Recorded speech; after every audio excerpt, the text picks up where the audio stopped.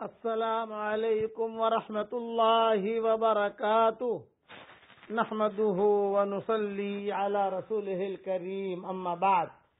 آج کا سبق سن لیجئے۔ آج کے سبق کی سرخی ہے حضور صلی اللہ علیہ وسلم کی سیرت، پارٹ نمبر 29۔ اب آپ صلی اللہ علیہ وسلم شام پہنچ گئے اور وہ راہب جو ملا تھا اس کا نام نستوار تھا، اور یہ راہب نے ایک جملہ کہا، ہوا وہوا نبی وہوا آخر الانبیاء، ہوا وہوا نبی وہوا آخر الانبیاء۔ ہاں، یہ وہی نبی ہے، یہ وہی نبی ہے، یہ وہی نبی ہے، اور یہ آخری نبی ہے۔ پھر آپ صلی اللہ علیہ وسلم خرید و فروخت میں مشغول ہو گئے۔ اسی درمیان میں ایک قصہ ہوا، ایک شخص آپ سے جھگڑنے لگا، کچھ تو میں ہو گئی حضور صلی اللہ علیہ وسلم کے ساتھ۔ میں اس طرح بھی کھڑا ہوا دیکھ رہے تھے، تو اس نے آپ سے یہ کہا کہ لات عزا کی قسم کھاؤ۔ تو آپ نے فرمایا، میں نے کبھی لات اور عزا کی قسم نہیں کھائی۔ لات اور عزا یہ بتوں کے نام تھے، کہ لات عزا کی قسم کھاؤ۔ تو آپ نے فرمایا، میں نے کبھی بھی لات اور عزا کی قسم نہیں کھائی، اور اتفاقاً جب کبھی میرا لات اور عزا پر گزر بھی ہوتا تو میں اعراض کرتا، بلکہ میں لات کو لات مارتا۔ بس لات کا نام جو ہے بت کا نام تھا۔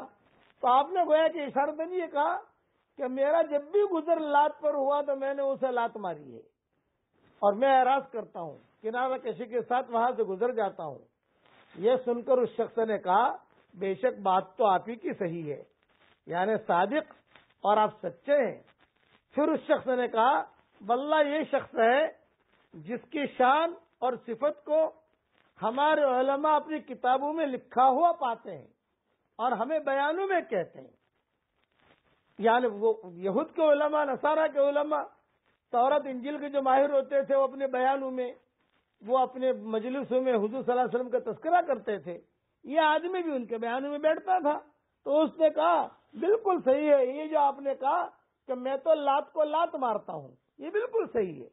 میسرہ کا بیان ہے کہ جب دوپہر کا وقت ہوتا اور گرمی کی شدت ہوتی تو میں دو فرشتوں کو دیکھتا کہ وہ آپ پر سایہ کر لیتے۔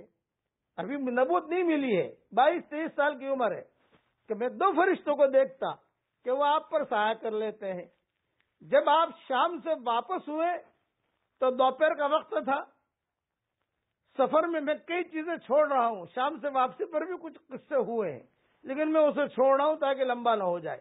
دوپہر کا وقت تھا، دو فرشتے آپ پر سایہ کیے ہوئے تھے واپسی پر۔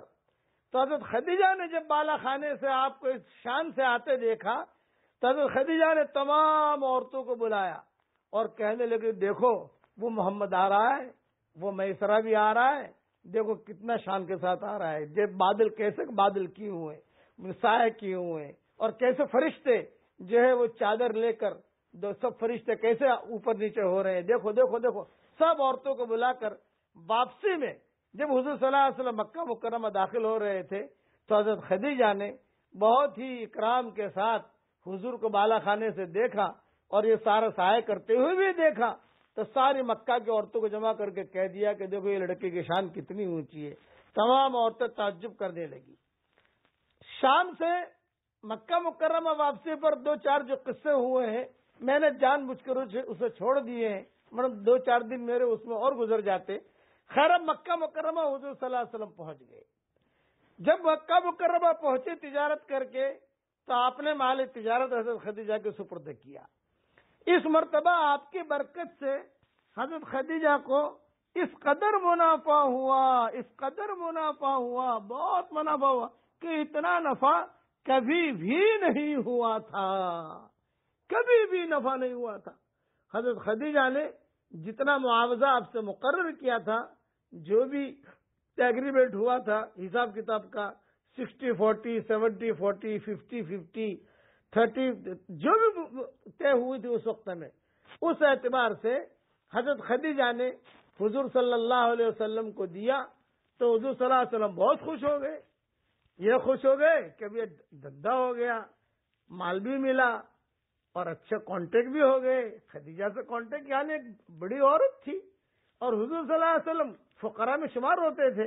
تو آپ صلی اللہ علیہ وسلم بہت خوش ہو گئے جب نفع حضور صلی اللہ علیہ وسلم کے ہاتھ میں آیا. لیکن حضرت خدیجہ نے ایک ہوشیاری اور کی، چونکہ سمجھدار عورت تھی. جب حضور کو نفع دیا اور حضور صلی اللہ علیہ وسلم کی ساری چیزیں دیکھی، میسرہ سے پوچھا تو میسرہ نے کہا کہ آپا میں کیا بتاؤں، یہ لڑکے کی شان تو بہت اونچی ہے. میں جہاں جاتا تھا وہاں درخت اس کو سلام کرتے تھے، وہاں کے راہب لوگ اس کے پاس آ کے بیٹھ جاتے تھے، شام میں رات کے وقت میں راہب لوگ آ کے بیٹھ جاتے تھے. حضرت خدیجہ نے کہا کسی سے جھگڑا کیا انہوں نے؟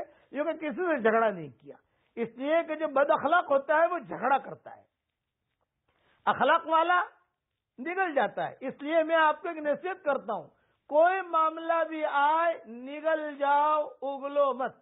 خاص طور سے مائیں بہنیں، نگلو اگلو مت، اس سے محبتیں بڑھے گی. اب بقیہ تفصیل کل پوری کروں گا انشاءاللہ.